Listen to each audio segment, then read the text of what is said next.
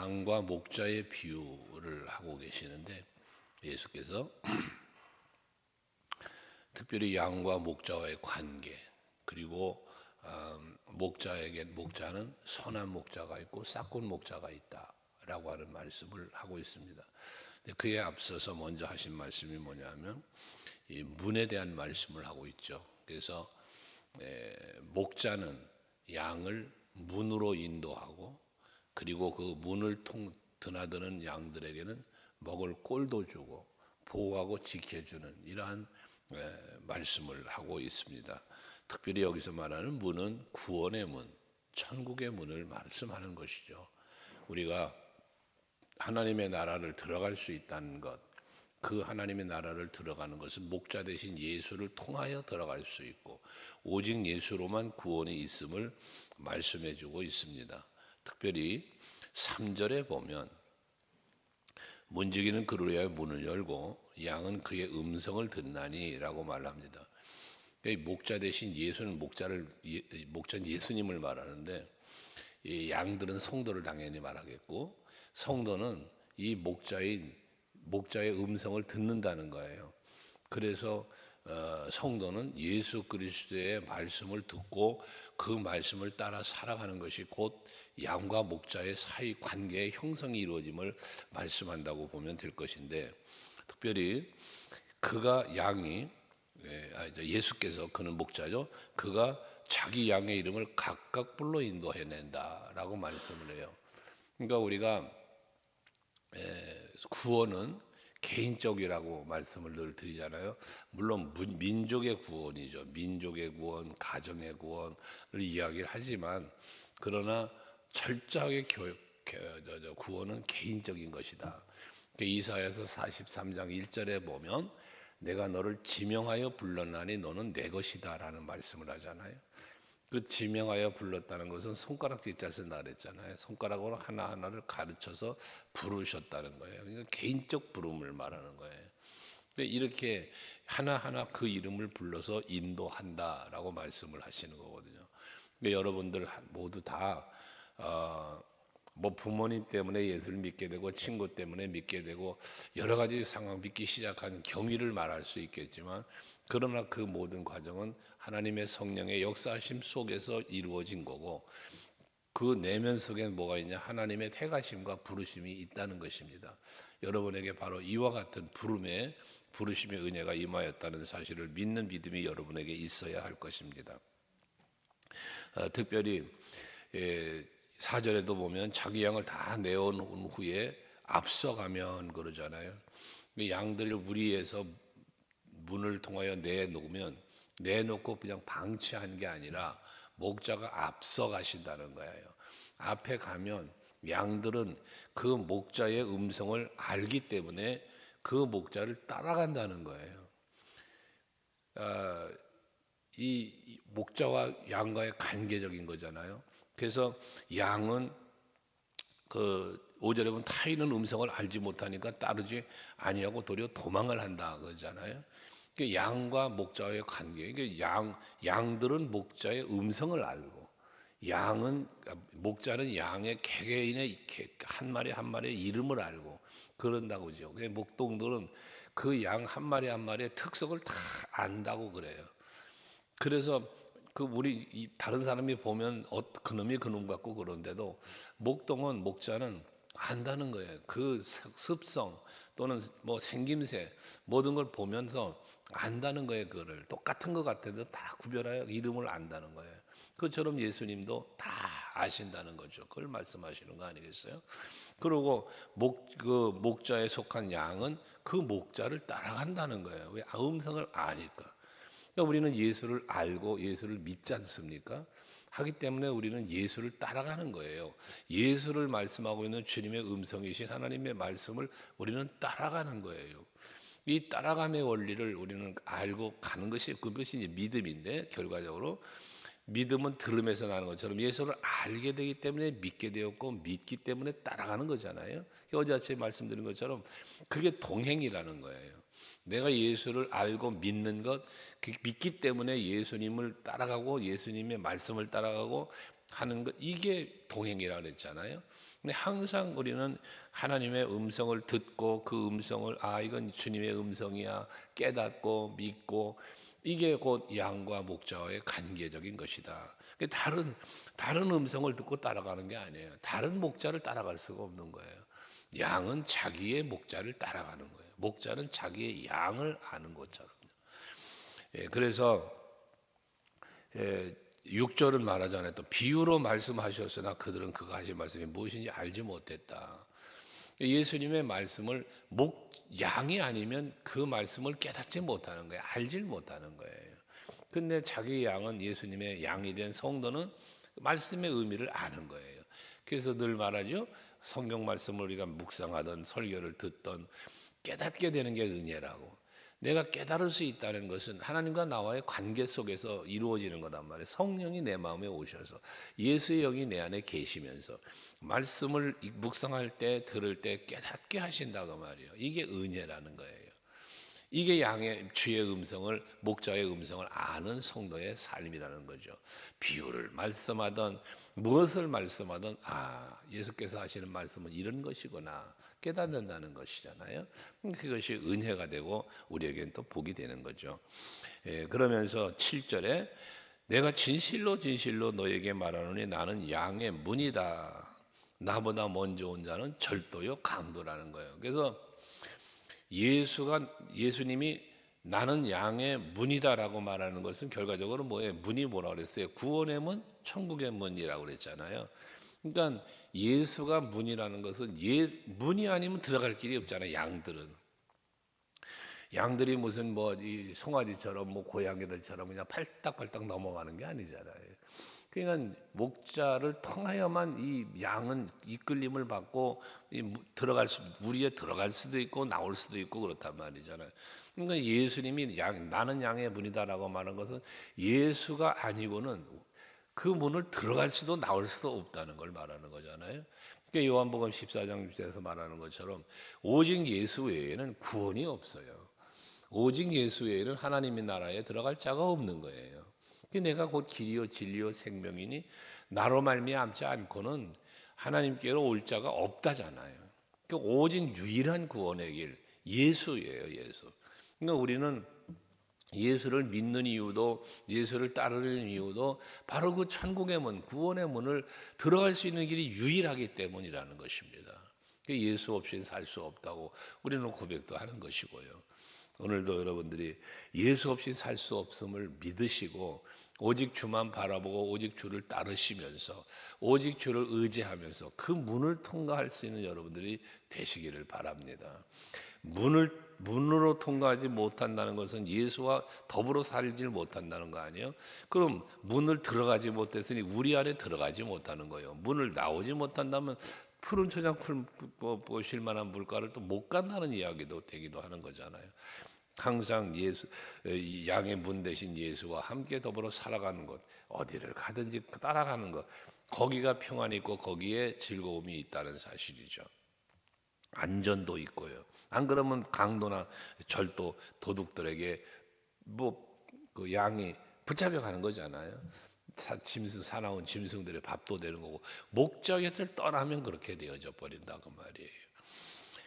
그러면서 9절 10절에 보면 또 내가 문이니 누구든지 나로 말미암아 들어가면 구원을 받고 또 들어가며 나오며 꼴을 얻으리라 그러잖아요. 이 양의 문 대신 예수를 통하여 들어가고 나오면 구원을 받고 꼴도 얻고 평안이 거기서 누려진다고 말이에요. 새 생명. 구원은 새 생명이잖아요. 죄와 허물로 인하여 죽었던 내가 살아나는 게 이게 구원이잖아요. 그러니까 건진받은 아까 말한 이사야 43장 1절 말씀처럼 지명하여 부르셔서 나를 구원해 주신 이 구원의 은총 속에 들어가는 거고 또 꼴을 먹는다라고 말하잖아요.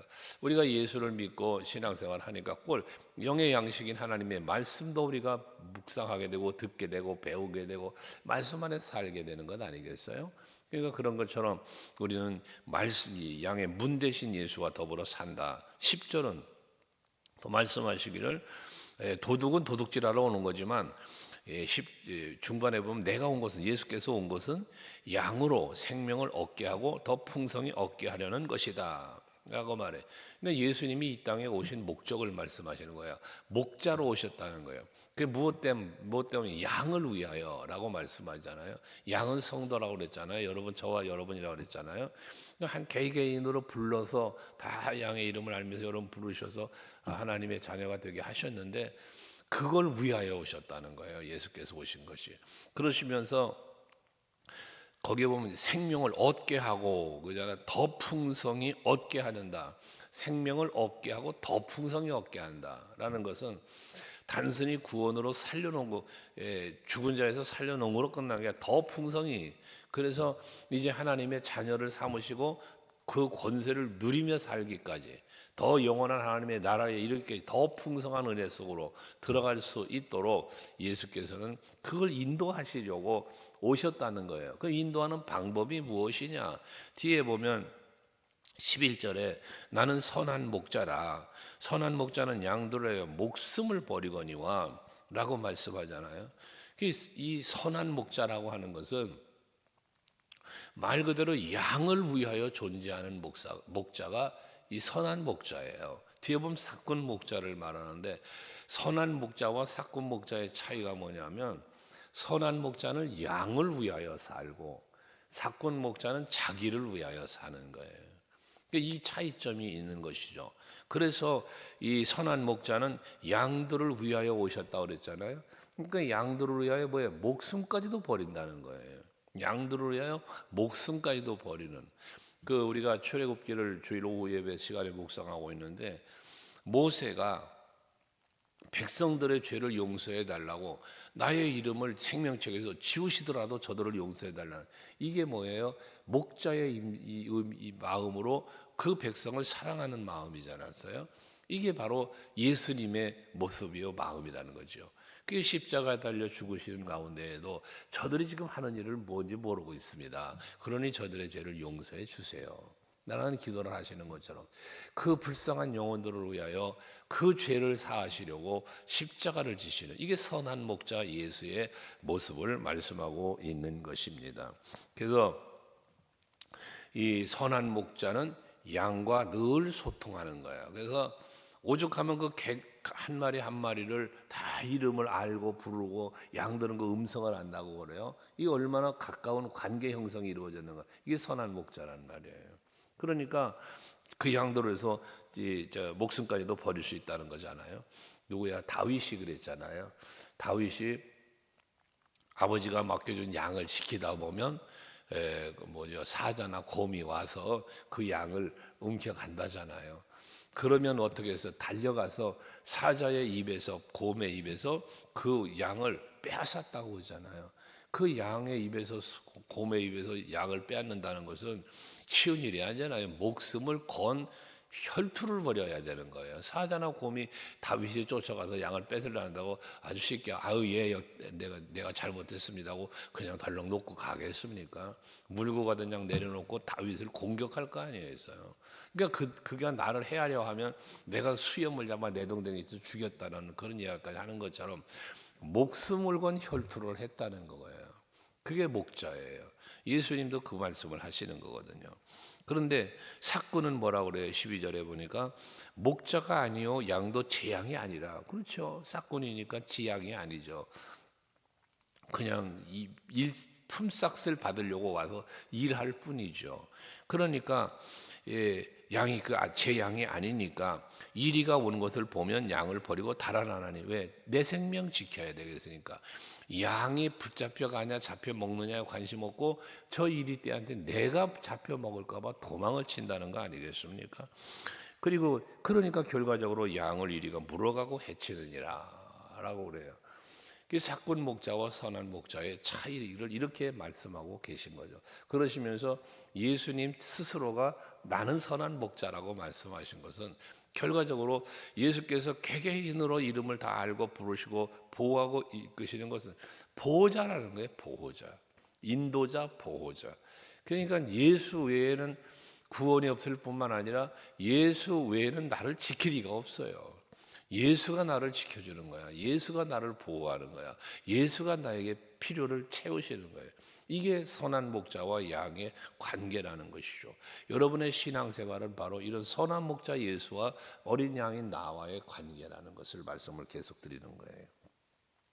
그러면서 이 저가 달아나는 것은 사건인 까닭이기 때라고 말하잖아요. 13절에 그러나 14절 나는 선한 목자이기 때문에 나는 내 양을 알고 양도 나를 아는 것이 이런 관계의 형성을 말하면서 15절에도 나는 양을 위하여 목숨을 바치노라.